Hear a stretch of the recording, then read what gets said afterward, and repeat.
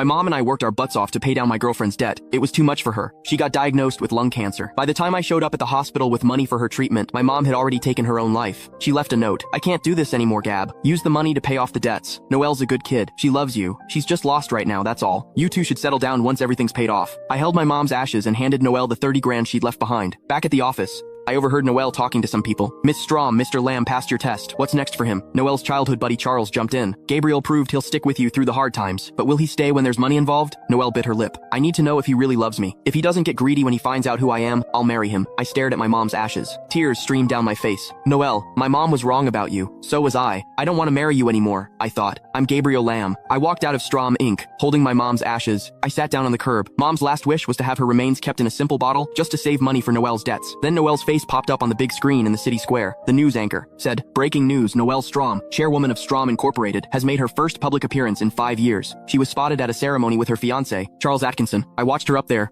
looking all confident and successful. Tears rolled down my cheeks. My mom and I had worked ourselves half to death to clear her debts, and it was all a lie. I sat there in a daze until it got dark. Then Noelle called. She sounded sweet, like always. It's late. Why aren't you home? Where are you? I'll come pick you up. I opened my mouth, but nothing came out. Before, I would have been all cute about it, like, there you go again, bugging me while I'm working. But now, I couldn't talk to her that way anymore. She sounded a little worried. Where are you, Gab? Working. She paused, like she just remembered. I'd been killing myself every night to pay off her debts. She'd promised to marry me once the debt was gone. She'd finally settle down with me. That's what my mom wanted for us. Today was supposed to be the day she told me the truth.